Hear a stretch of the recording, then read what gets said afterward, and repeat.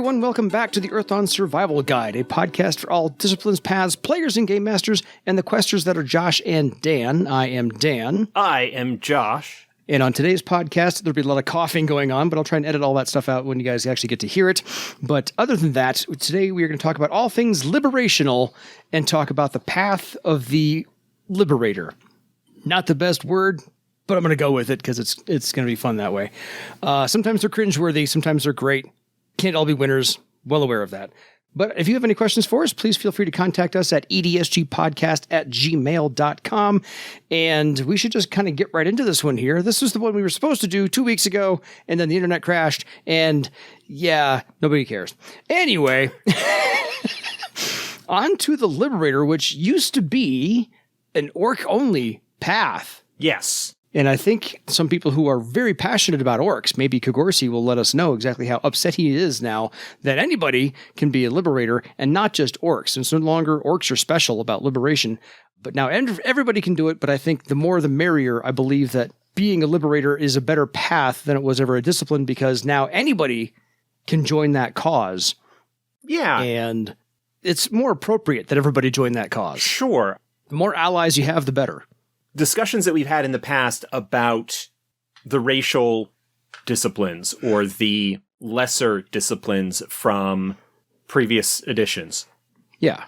There was some discussion. We talked about the Traveled Scholar the other week about how it didn't really feel like something that was particularly dwarfy in its outlook. Yeah. The Liberator does, in some ways, in the original version, play up to one aspect of orcish history in the sense, and that is the idea that the orcs were the slave race. Yes. Or the predominant slave race. Yeah, or were predominantly the slave race, and that the Liberator was originated with Hrak Gron way back in the earliest days to free the orcs and to found their own nation, and that the Liberators became something that was a true driver of, at least to a certain extent, Barsavian orc culture. But when it came time to look to 4th edition and having the Fire Eater get conceived as being the sort of more orcish path, and also, as you said, the idea that the struggle for freedom, the struggle against slavery, is something that doesn't necessarily need to be exclusively orc. That while orcs in Earthdawn were predominantly a slave race, or are sort of considered a slave race, other name givers are slaves as well.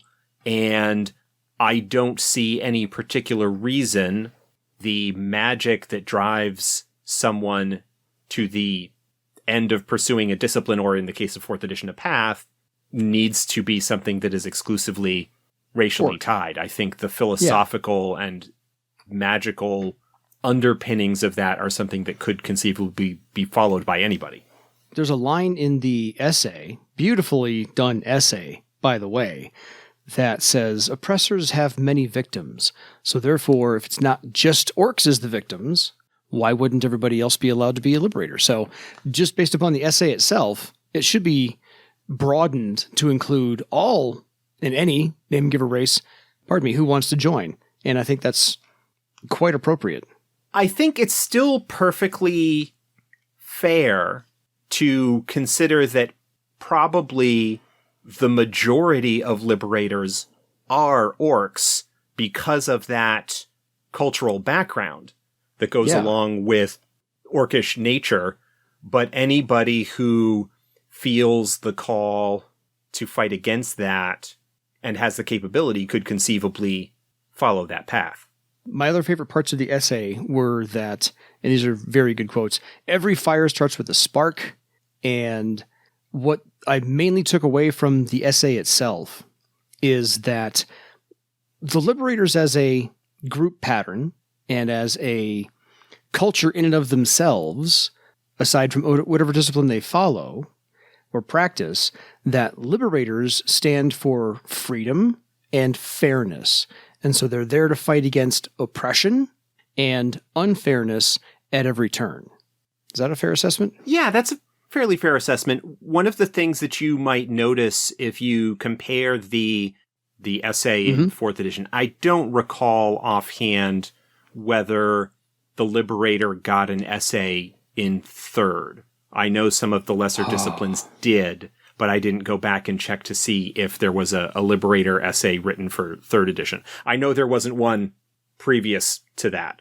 But Fair. The thing that you might notice is that the previous versions of the discipline were heavily involved with actual physical slavery, largely fighting against Theran slavery, because that is the slavery of Earthdawn. Yeah. We've talked in the past about how certain paths can really shape and influence the type of game that you're going to be running. That if you've got a horror stalker, for example, you are going to have a game that is, to a certain extent, going to have a lot to do with the horrors.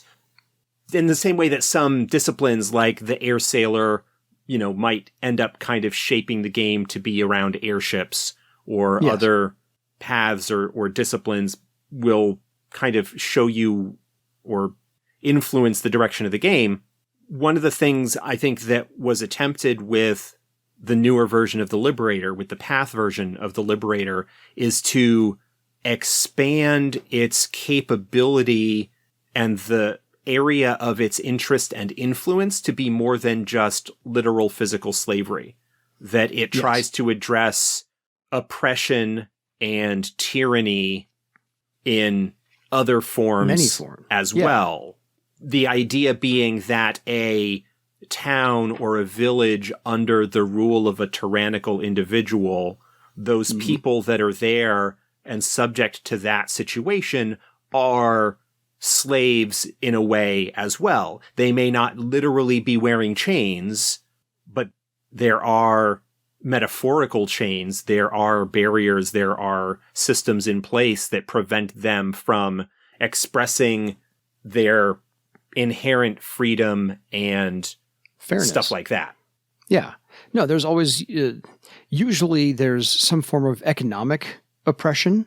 Somebody's, hoarding all the goods or doling out what they think is fair to them and unfair to everybody else.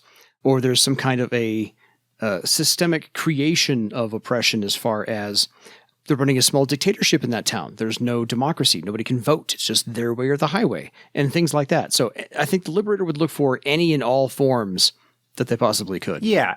And it's an effort to expand the number of potential stories that a Liberator would want to be involved in.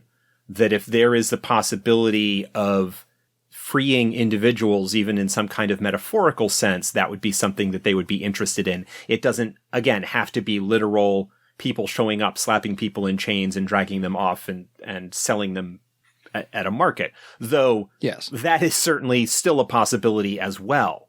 Absolutely. It's not even necessarily that the Liberator is in favor of democracy, because I think democracy, true, at least as we understand it in the present day, or at least as it's sort of conceived of, is not something that's really quite to that same extent in Barsave. I mean, the Kingdom of Thrall, which is in some ways a beacon of hope and positive ideals and whatnot, is still a monarchy and is still an absolutist political system with nobles and all sorts of other things. And there's a lot of inequity and various other things that go on in that society. Yeah. It's the question of, is the leadership of that society, whether it's an entire kingdom, whether it's a city, whether it's a small village, is the leadership in that society doing right by the people that they are in charge of? Are they taking care of their citizens? Or are they exploiting them? Are they taking advantage of them for their own benefit and advantage, and not really concerned with the downstream effects or what might happen to people who are not part of the elite ruling group? Yeah. I was just using democracy as the alternative in the example I provided, which is the tyrannical part over there. Yeah, but there no, is an absolutely. Absolutely. And part of that is there is a tendency as sort of modern early 21st century people and ideals and notions that we have will invariably bring into a fantasy setting, into a setting that has a different socio-political setup, and make some judgments about that don't necessarily have to hold true 100%. Completely fair. There is an in-game update to the progression from first edition to fourth edition in the essay itself that page 67 says this focus shifted with the end of the Second Theron War, and now the majority of liberators seek liberation for not just slaves, but for all name givers who suffer under the yoke of tyranny. So there's an in-game dialogue or a diatribe, I guess, about the focus not just being orcs anymore against slavery, about we've broadened the group pattern to include everybody who now sees, oppression and injustice and unfairness everywhere they possibly can. So I love the fact that the essay got to work the whole thing in as well, just for the sake of update. Yeah, and again, that is an effort to honor the past of the game and the sort of previously established material, where it's been sort of several years and there have been developments, and that this new ideological discussion that is being had within the Liberator community is something that on its own could drive story. Because we're talking about paths which have a much more involved and rigid structure in some ways, and NPCs that will authorize or approve advancement or induction into the path.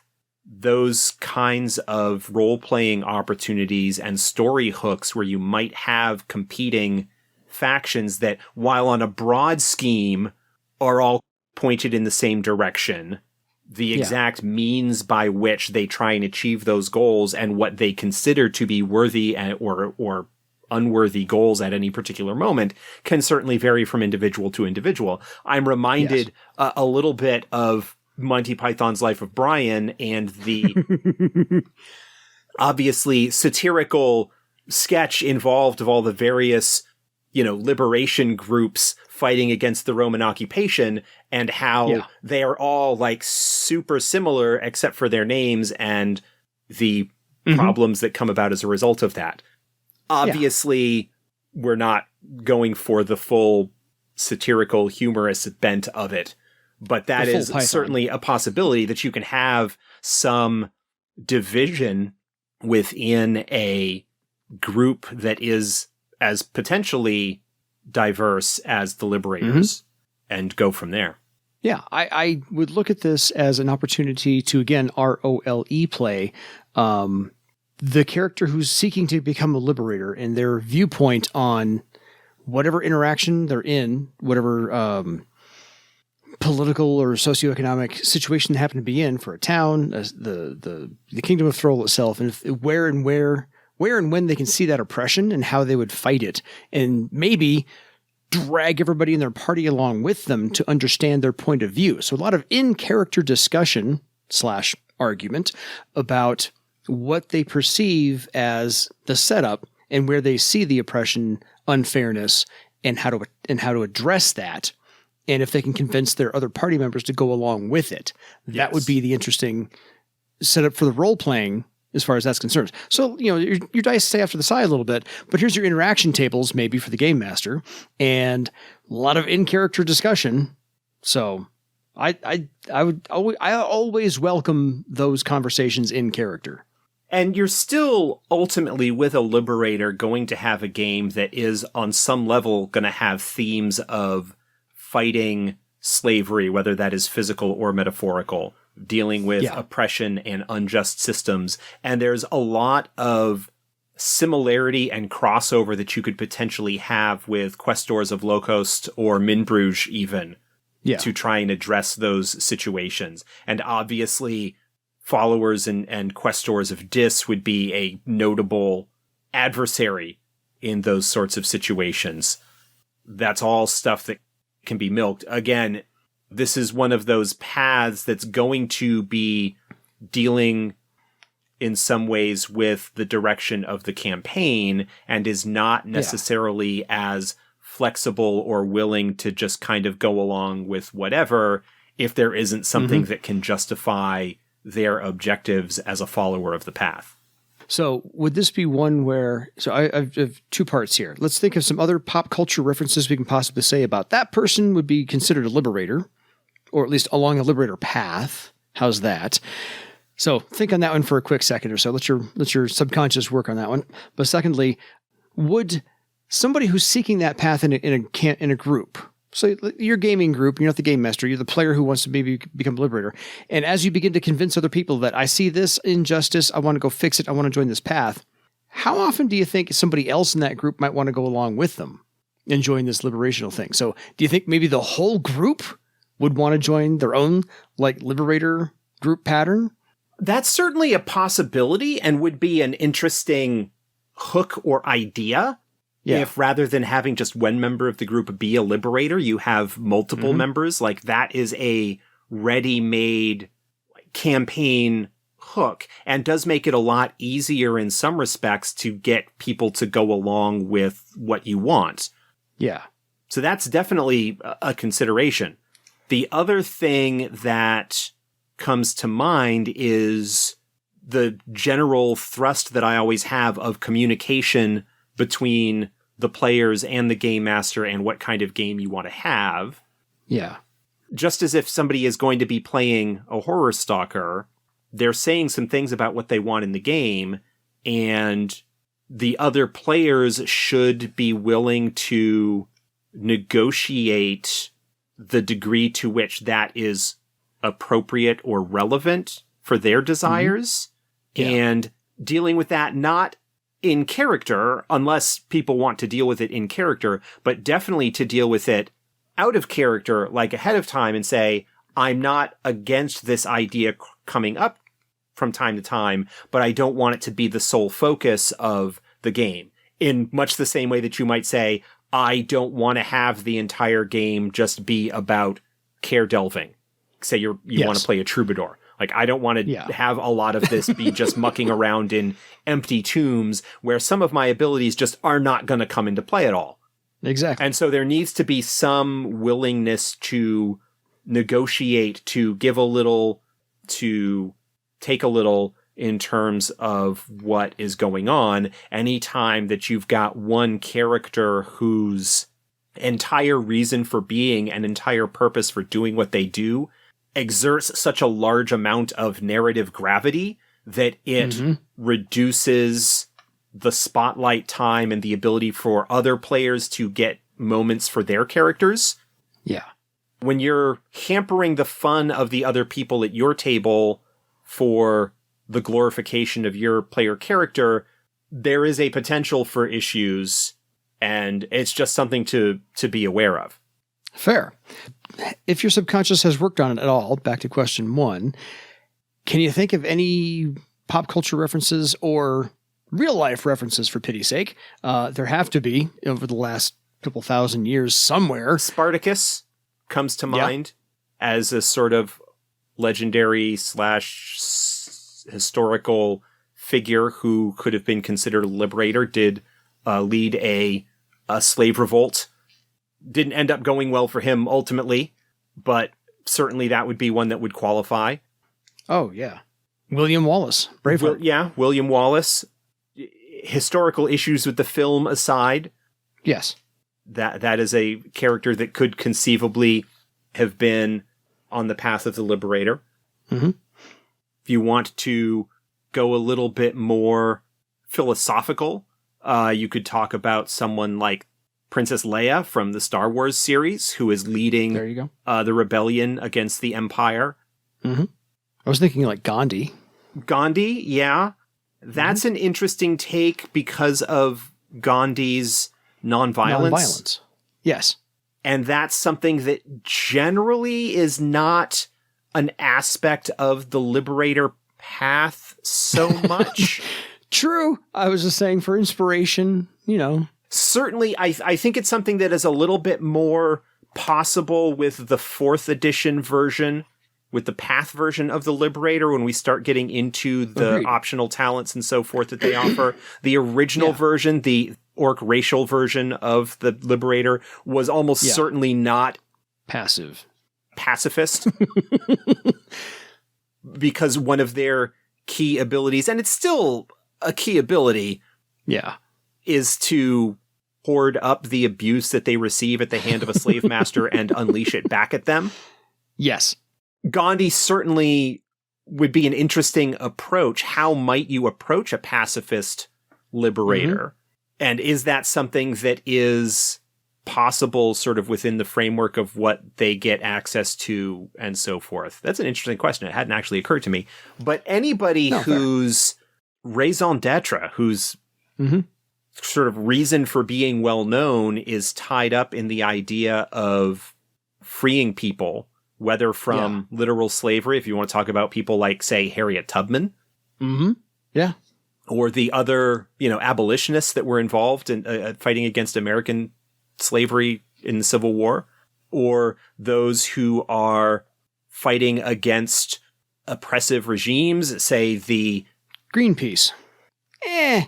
Greenpeace, stretching, although they're one that I would consider less of liberator, because a liberator, I think, goes more against social and political systems. Fair. Whereas Greenpeace, I would more strongly align with, say, like a purifier. Gotcha. Okay. Because they're more interested in the natural world aspect of things. I'm just tossing out as many ideas as I can to see if you can that's kind of parse cool. out where they go from there. I hear you. How about PETA? Say the French resistance during World War II. There you go. And the attempts to break people out of camps, whether POW camps or concentration camps. Absolutely. So there's certainly some aspects there. Unfortunately, while there are plenty of positive examples of that, more often than not, the stories that kind of stick around with us are the ones that don't end up well for the Liberator. I mentioned Spartacus. William Wallace, likewise, totally did not come to a good end. And I think that may be an indicator of what ends up happening with a Liberator. Because these kinds of systems and practices can't ultimately be defeated, that the fight never ends, and eventually they get to a point where they go up against a struggle that they can't win. Yeah. And part of that responsibility is maybe to inspire the others to do so, to join in that fight. And so I'm going to borrow a phrase. You're swimming toward the horizon of the change you want to see done. You may never reach there, but you're causing this wake behind you that everyone else is should be swimming toward as well. So if you're the first one there, you may not live to see the benefits of your labors, but you're the spark causing that fire to create that change. We went through a whole bunch of examples. I have like 2 more just in case, so I'm going to toss them at you. Malcolm X, Liberator. Malcolm X would fall under that umbrella, in contrast to, say, Martin Luther King, who, like Gandhi, had a much more sort of nonviolent approach. Malcolm X and associated folks of the civil rights movement, like with the Black Panther Party and so forth. Yes. Very definitely not, we are going to passively resist, but we are going to actively fight back and take control of our lives and our dignity and our communities in the face of oppression. Unfortunately, not often as successful as we might have wanted in some regards. Agreed. I don't know why I phrased it that way. That's a really... I think you know what I mean, though. I was going to say, if you want to rephrase, we can cut. I'm not even sure where to pick up on that, so that's fine. We'll just go with me. My recognition that that's really awkward and not quite what I meant to say. We're okay there. If we get any questions, we can clarify later on, but I think everyone will understand what we're going for. We got that. So let's go ahead and kind of dig into... We're about halfway through the episode, so we can kind of dig into the actual mechanics of the game here, of the Liberator a little bit. And yes, they do welcome other disciplines. really kind of, illusionists, because the illusionist discipline allows you to see through someone else's guise. Yeah, because one of the key aspects frequently of the illusionist discipline is to get to the truth.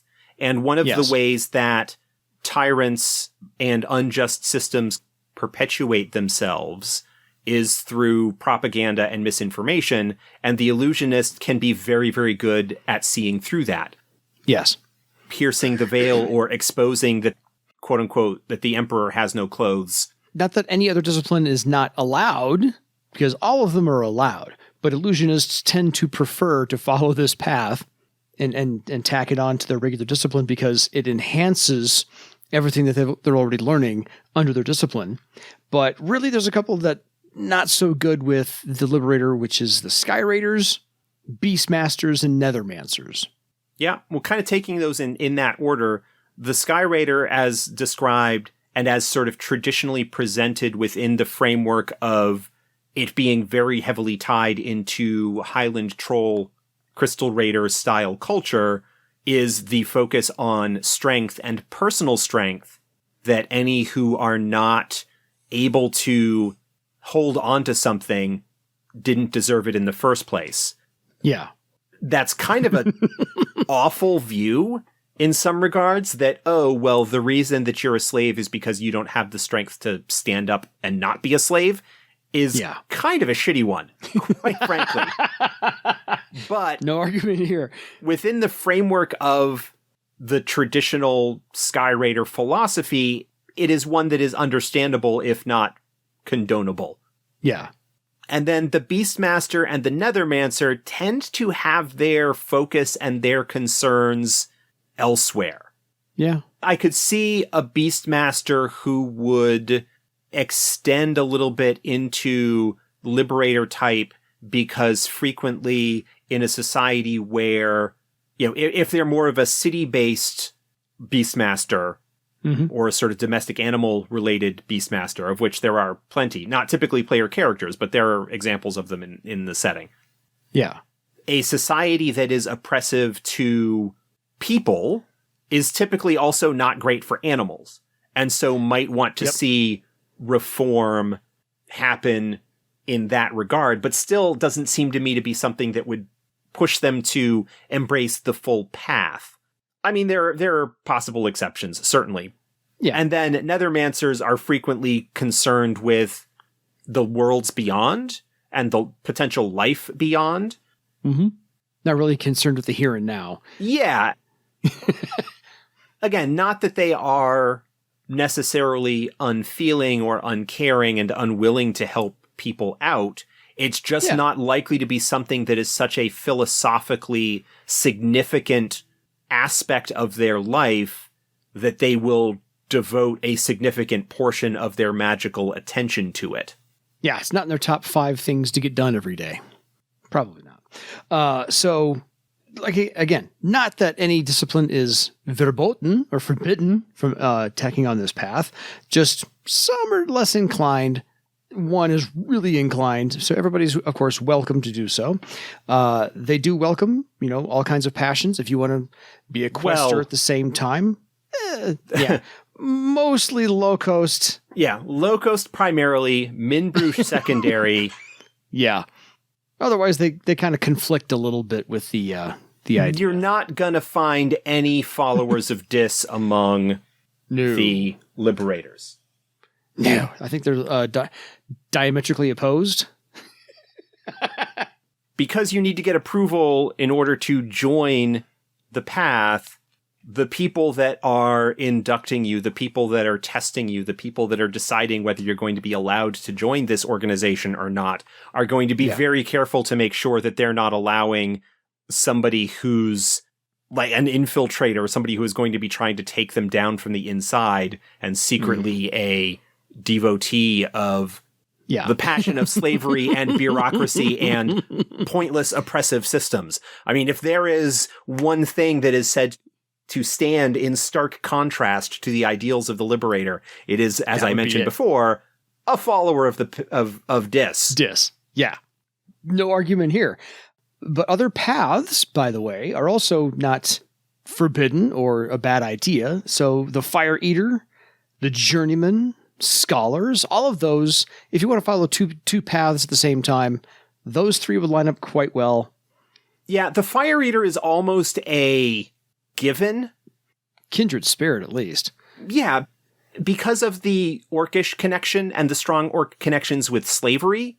Yeah. And were the strong orc connections with the Liberator in the first place. Mm-hmm.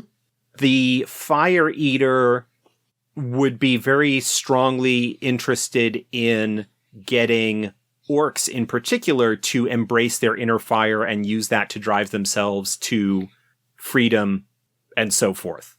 Yeah. The Journeyman just being a kind of jack of all trades, master of none. You run into the problem, like some of the people have said in the emails, that the Journeyman, because quite frequently they are focused on dabbling in a bunch of different things, probably don't have the dedication to be both a Journeyman and a Liberator, because a Liberator requires a certain amount of focus on a particular philosophical goal that can kind of run into issues with the Journeyman. I don't think that Journeymen have issues working with Liberators and vice versa. I think that Liberators can find the diverse toolkit that a Journeyman can bring very useful when it comes to achieving any particular goal. Yeah.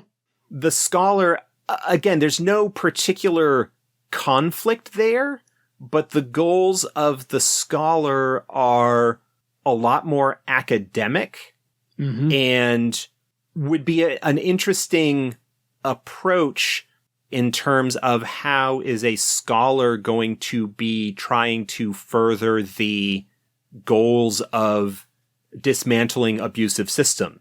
What are their research projects going to be? What are their academic focuses going to be? You're talking about sociology and political theory and stuff like that, maybe, where economics. They're involved in legal matters to some extent. Yeah. Again, I think there is some potential for alliance there, but in terms of someone actually following both paths at the same time, there's a conflict there that might not necessarily be resolved particularly easily. That the Liberator is a path of action to a greater extent than a Scholar would be, for example. I agree.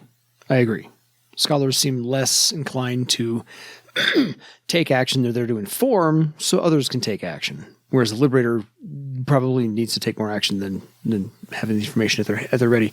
So upon finding or deciding to become a Liberator, to join that path, to go, this is my cause, this is my purpose in life, finding a Liberator to take you under their wing, going to be a little hard sometimes, but what they're looking for is the player character especially has to be more or less selfless, very passionate, and highly idealistic. Yeah. The Liberator in general is an idealistic path. It is one that is devoted, again, to the ending of slavery, oppression in general, and in a more general sense. And so Liberators are going to be looking for people that have that strong drive and ideology to achieve these ends that do not have an obvious short-term endpoint. Yes, we may liberate this mining camp. We may liberate the enslaved workers at this Theran mine, but that doesn't put a stop to the slave trade. It doesn't put an end to the systems in place in the Theran Empire itself that benefit the noble houses in terms of slavery and the economic wealth and power that it brings them. And so those who would have the desire to continue that struggle in the face of insurmountable obstacles and difficulties. So there are kind of two initiation rituals or ordeals. There's the old school, and then there's the new school. Do you want to go into those? If I had read the chapter beforehand, I'd probably be able to do it more easily. No, fair. I haven't either. So the old school, in the old days, initiates were led blindfolded to a holding cell devoid of light, noise, and name-giver contact. Along the way, they were ridiculed to feel small and powerless. With nothing more than a jug of water, they were left alone with their thoughts for 3 days. This was meant to remind, if not teach, each Liberator what it was like to be unheard, unseen, and uncared for. In their time of need, all the Forsaken are their thoughts and their sense of self-worth. These days, the new version, we view finding a way out of a hopeless situation as more inspirational to a young Liberator. Similar to before, 2 initiates are placed in 2 adjacent holding cells, but they are left with makeshift tools to escape, not a key per se, but pieces to make or get one, like making a pole or retrieve a key from a wall. Each initiate kept in darkness by an iron mask, forcing them to cooperate. They must learn to communicate and share the tools they have to free each other without having any prior knowledge of one another or their surroundings. They are given 1 day to find a way out. This teaches the Liberator to keep their hope alive and to have faith in the common name giver. So, just 2 different schools, the old school and the new school, of initiating one onto this path, and the lesson they want to teach them, and the perspective they want to give them as they begin their journey. Yeah. The old school Liberator is one that is very much, it is you against the world, and you are often acting alone in the face of the things that you are struggling against. The new school is much more of a, hey, yeah, it's difficult, but you don't have to be alone. In fact, it's not something that you are going to be able to achieve on your own. It is something where you need to work with others and find a common purpose and goal and work towards it. Bring them to your cause, if you're the leader. So either way, it is personalized to the player character's view on how they want to enter this, and the Game Master's idea of how they want to present this as well, since the Game Master has to play the rank 5 Liberators who need to initiate and approve of the ordeals. So that's going to be, working out with kind of a session 0 type thing with, okay, session 0 for assimilating this path into your discipline. Here you are. But after that, this is kind of a different blood oath than most other paths, because there's a blood peace oath sworn. Yeah, the Liberators are a bit more hardcore in terms of the oath that they require. That being that you are not supposed to go against other Liberators. Despite the philosophical differences that might come up, ultimately they all share the same goal. Yeah. And so it's a little bit more serious, and there's quite a bit of sort of sidebar advice and commentary that is given sort of out of game in terms of being a Liberator is tough. You need to be careful who you associate with. Yeah. Are you knowingly associating and being friendly with a slaver? Yeah. That's kind of like a big no-no. Yeah, And to what degree, if your companions, if your adventuring company is not one that is along the same lines or has the same objectives, ultimately, what are you going to tolerate from them in terms of their turning aside from situations? There's kind of almost a paladin-esque oath of sorts that one undertakes by becoming a Liberator. That there is a goal that you are going to follow, and in some ways it is both magically and socially reinforced by your organization. Mm-hmm. Which, again, is something that can do a lot to pull the shape of the narrative in a particular direction. Yeah, I'm not going to read the whole paragraph, but I think the paragraph on page 68 along the essay, the company you keep, I think is beautifully, it just puts the finest point on the whole thing. If a Liberator knowingly partners with a slave or tyrant or active participant in their regime, they immediately lose access to all Liberator abilities, knacks, talents, etc. until they atone. Yeah. And rightfully That's so. knowingly, and it also says, Game Masters, Yeah. don't be jerks about this. Yes, it is a difficult situation, and it may be interesting to put them in a difficult situation, but, come on. Yeah. The player is choosing this path for their character because they want to explore this, and they want to have access as well, perhaps, to some of the cool toys that are involved. Don't be a jerk and take them away all the time. Well, and games are supposed to be fun, more often than not. So a little hardship, a little adversity, a little talent crisis maybe. But yeah, don't do this every week like a bad sitcom. A bad sitcom. Anyway, so on to the karma ritual and all the actual mechanics we can get into for the Liberators. I think we've trod a lot of ground here. My favorite part, though, is the fact that this is still based in orc culture, and that any Liberator leader is called a Hezgramand, which is a nice Orzet word. So you got to keep the titles in orc. That's just cool. Yeah. It's reflecting and honoring the fact that Liberators as a path, even within the changes that we made to it with 4th edition, still has its roots in Hrakagron and Orcish and Carafad culture.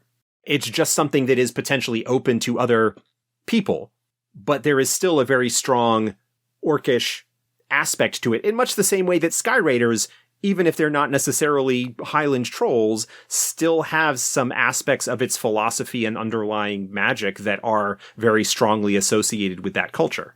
On to the karma ritual, which basically is, as you take on the Liberator path, you get to modify your current karma ritual for your discipline, and now begin to incorporate these symbolic steps in the search for either your own personal freedom or the freedom that you are looking for for other people, a group, whatever, what have you. So that's just something to incorporate into your karma ritual. Whether you share that with a group or not, whatever, if you share that with your game master or not, fine as well, but just something to begin to incorporate and flesh out your character with. You get a new half magic ability. You can use perception-based half magic for information regarding famous tyrants, oppressive regimes, slavers, slavery, common tactics, employees of them, and resistance fighters. This is the same sort of thing that we've seen with the other paths, that the additional half magic that crops up are things that make sense that they would know as part of the training and knowledge and lore that they pick up in the course of following their path. Yeah. Giving people the opportunity to have their characters know things without needing to spend... They're already spending decent amount of resources to follow the path. We don't need them to spend even more resources to pick up knowledge skills that would be something that they would normally have. Yeah. I can think of a book for reference, Rules for Radicals by Saul Alinsky from like 1960, whatever, as a nice little starting point. So just something to toss in there. The Liberator itself does have 10 ranks. So this is not one of those that got truncated by a whole lot.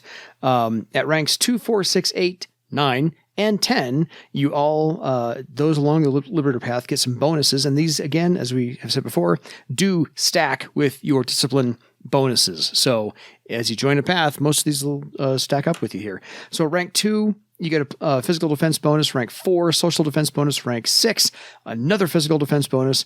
Rank 8, a recovery test. Rank 9, a social defense bonus. Again, so it's 2 physical, 2 social. And then at rank 10, another recovery test. So not bad to have those there. And now we can get into the talent options list. And this is where we get to have a whole bunch of fun. And then, of course, we won't miss out on this. I'll have Josh go through some knacks at the end of this whole big list, because I think Liberator knacks are kind of some very, very cool ones.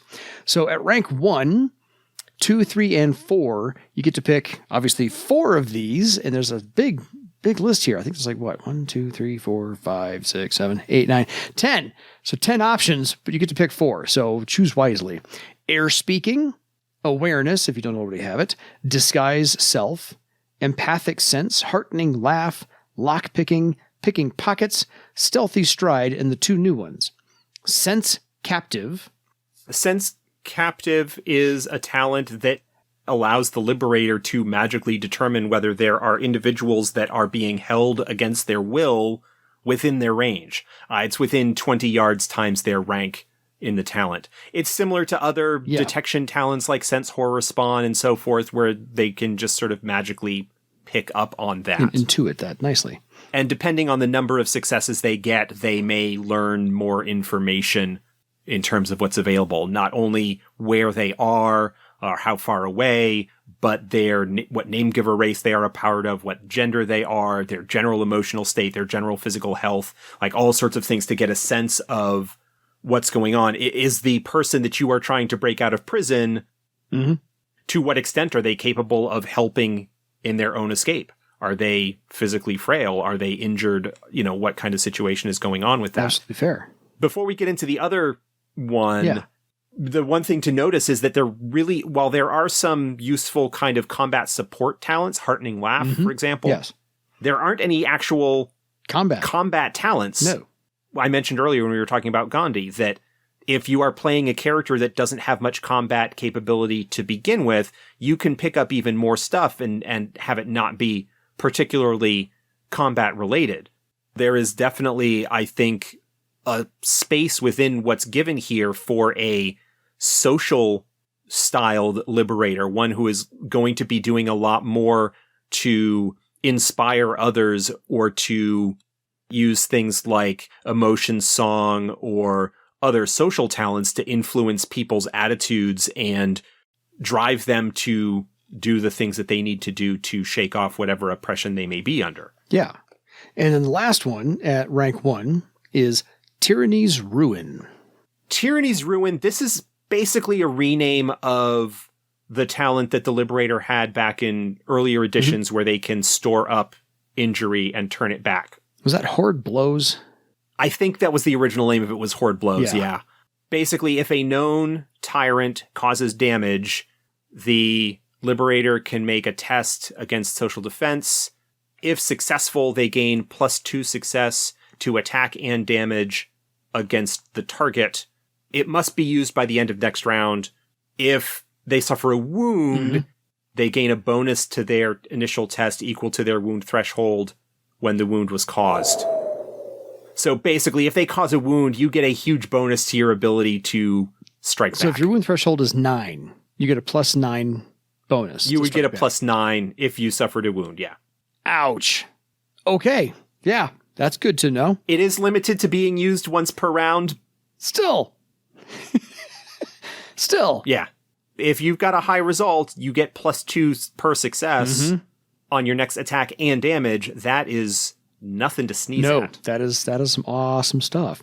So at rank 5, you get 5, 6, 7, 8, 4 of these as well. 1 per rank, of course. Conceal Object, always helpful. Inspire Others, that's the whole point of being the Liberator. Leadership, again, kind of along that path. Power Mask, which is very fun. Power Mask is an ability, it's a talent that illusionists get access to. A couple of others might as well, but it's primarily illusionists that allows the adept to conceal the fact that they are an adept. It allows them to mask their magical power, which can make it a lot easier to infiltrate a camp or something like that. Yeah. Protect yourself from astral sensing that could determine that you are, in fact, more than a mere slave. Nice. Resist Taunt, which, again, goes hand in hand with... Obvious defense talent for a Liberator. No, without a doubt. That needs to be there. And I think this is a holdover as well, but it's beautifully named Shout of Justice. It rings a bell that it's old school. Maybe it's a renamed power. It's similar. It's basically a variant like Battle Shout / Battle Bellow. The adept makes a test against the highest opposing social defense. If successful, enemies within range suffer -1 per success to their action tests and social defense against fear until the end of the next round, and allies gain +1 per success to 1 test of their choice, and bonuses to social defense and willpower against fear. Yeah. It does a little bit more than Battle Bellow. I mean, it's kind of in that same school of inspiration and hindering enemies that makes a lot of sense. Yeah, totally. So at rank 9 and rank 10, you've only got 2 ranks left, and you get 1, 2, 3. You get 4 talent options. So these are also some very cool ones. Escape Plan, Safe Thought, and Thought Link. Yeah, Escape Plan, I think, shows up in the Companion. Want to say so? It's not in Mystic Paths, so it's not a new... No, I think a thief might get that one. Yeah, it's a Thief Warden talent option. The Adept, it's a sustained talent, so it takes a little bit of time to focus and do it, but it allows them to determine the best exit from the current confinement. Yeah. Okay, I'm in jail. Here is how I am getting out. Escape from Alcatraz. It's a base difficulty 6 with a table that has modifiers that add to it. Yeah. The more successes that you get, the more bonuses that it provides you in terms of overcoming obstacles that are between you and freedom. Totally. Safe Thought, I think is... Safe Thought is a talent available to a few different disciplines. Again, it's a journeyman talent. It provides either bonuses to... it's a free action. It hides thoughts, attitudes, and feelings from telepathic probes or divination magic. Right. So it provides a bonus to any defense tests or resistance tests when being targeted by things like empathic sense or interaction tests if people are trying to figure out what you're thinking or doing. Yeah. It's a sort of conceal your motives kind of thing. Which is so perfect for the Liberator. Thought Link, I think, is kind of like the... Thought Link is another... It's a telepathic connection talent. It's pretty much what it says on the And box. then there's a new one. Liberation. Liberation allows the adept to rally everyone to break free from their fears and any unnatural influence, to strike back and reclaim their liberty. They make a liberation test against the highest social defense of their allies and opponents within rank times 10 yards. Everyone within range makes one willpower test against all ongoing effects which are unnaturally altering their emotions, whether related to compulsion or fear or causing penalties to social defense, even if a willpower test is not normally allowed. So, neener. These tests gain the adept's rank in liberation as a bonus. In addition, affected targets gain +2 to mystic and social defense and willpower test per success against future such effects for a number of rounds equal to the liberation rank. This is basically like a massive dispel fear and bolster Resolve ability that allows, at a relatively low difficulty number given how much you're doing, to just dispel a whole bunch of negative mind control or fear imposing effects and provide some protection against ongoing abilities. Yeah, badass. Just going to say that right now. So that's your 10 ranks of Liberator talent options. What kind of knacks you want to throw at the crowd? Well, let's see. Liberator knacks. By following the Liberator path, you get access to the Liberator talent, which gives you access to the Liberator knacks. Yeah. Basically, a bunch of additional ways that you can spend karma. At rank 1, spend karma on tests to gather information about tyrants, tyranny, or slavery. At rank 2, karma on any non-combat related test to free a prisoner or slave. Rank 3, karma on tests to gather support or encourage others against a specific tyrant or group of tyrants. Rank 4, karma on tests to remain innocuous but not unseen, such as blending in with a crowd or trying to pass as a slave. Rank 5, karma on any test while enslaved or imprisoned. Rank 7, karma on attack or spellcasting tests against a tyrant. And rank 9, karma on a damage or effect test against a tyrant. Nothing bad there. What were the new talents that they got? Sense Captive, Tyranny's Ruin, Shout of Justice, or Liberation. Sense Captive provides access to a bunch of knacks that are also available under Empathic Sense, like Captivity's Mark, Sense Allegiance, things like that. So you can get access to those knacks through either of those abilities. Yeah. They also get access to Sense Chattel, which expands specifically to cover the presence and location of name givers held as slaves, and it also increases the range to rank times 50 yards instead of rank times 20. Ooh. So it's basically like a more focused, higher range Sense Captive ability. Yeah. Tyranny's Ruin only has a couple of ranks. There's Horde Blows. There you go. Which takes the name from the old talent. Normally, Tyranny's Ruin requires you to dump the saved damage right away. Horde Blows allows you to take some blood magic damage to hold onto it up to a year and a day against that target. Oh, yeah. That'll do you. Giving access to, I think, what the original Horde Blows did, which always had that ability on it. Yeah. That's called Holding the Grudge. Shared Pain allows the adept using Tyranny's Ruin to take half of the damage that an ally suffers at the hands of a tyrant if they are within range. They need to be attuned through Empathic Sense, so you need to have that connection with them. Yeah. But if you do, then you can take some of that damage that they are taking onto yourself, which, because it also says standard effects, also means that you can then use that to turn that back on the tyrant later on. Gives you an additional source for that. And then Liberator was the third one, right? Shout of Justice and then Liberation, yes. Shout of Justice actually does not have any knacks for it. Liberation also does not have any knacks. It's powerful enough as it is without needing it's okay to toss knacks onto that. That's okay. You get a bunch of karma access, spending karma access stuff. You get some cool access to expansions of your sensing captives ability. You get some extensions to your ability to turn damage back on tyrants and slavers. There's some cool knack options in there. Well, that's just the knacks for the new stuff. The knacks for all the other talents that are on your list still have a bunch of stuff underneath them as well. So don't think that that's all. Sure, there may very well be. Yeah, there may very well be knacks under other talents that they get as path talents that might be unique to Liberator or that sort of thing. We're not really going into those. So, yeah. Any final thoughts on the path of the Liberator? I kind of like the fact that it's now open to everybody. I like its development from I think that's a good change. Discipline to a path. And I think that the talent options are well done. The essay was beautiful. I like how all of this turned out.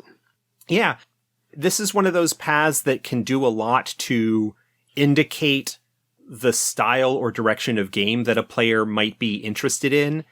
If it's something that the whole group is willing to go along with, can be fantastic. Yeah. Whether the rest of the group ends up following the path or not, if they have that shared common goal, and this is something that can be established either in a session 0 or in the ongoing sort of conversation about the game as events unfold and you're dealing with things, it can be really, really interesting.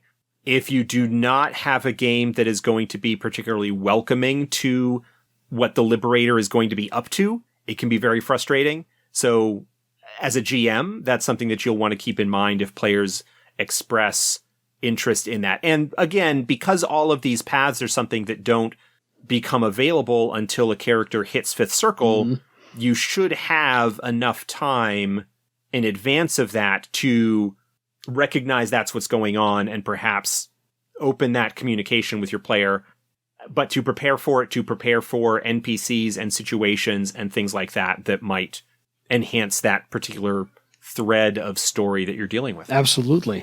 So until next time, folks, feel free to get a hold of us at edsgpodcast@gmail.com if you have any questions about anything you heard tonight or other examples you'd like to give us of your idea of a Liberator. Maybe we haven't heard of them. Tell us the story. We can go buy a book. I'm happy to read those things. One last thing to wrap up here. As of right now, as of this release recording, not as of we are recording. Yes. As of the release of this episode, there is just over a week left on the Vasgothia Kickstarter. Oh, I backed that. This episode is scheduled to release November 10th of 2021. The Vasgothia Kickstarter ends November 19th. If you have not backed that, if somehow you have missed us talking about it, go check that out, Kickstarter.com. Search for Earthdawn, search for FASA Games, search for Vasgothia. Yeah. Go on to the Discord or follow FASA on various social medias. It has been linked there. You should be able to find it and back it. There are both inexpensive tiers that allow you to get just digital versions of things. And of course, whole hog, crazy bananas tiers. If you somehow are just coming back to Earthdawn and looking to get books, you can add on as much as you want in order to get your collection filled out. And if you did not hear the last episode of the Vasgothia Kickstarter episode, go back and listen to that. And trust me, you'll want to go get this book. Yeah, I talked to Nick Lowe, who was one of the primary writers on the Vasgothia book that went up last week. Talked from him about an hour and had a really interesting discussion and a lot of insight into a book that I haven't read yet because I've been working on other stuff. This will be a surprise to us all. Until next time, folks, great. Go rally to freedom in your own legend. Good night, everybody.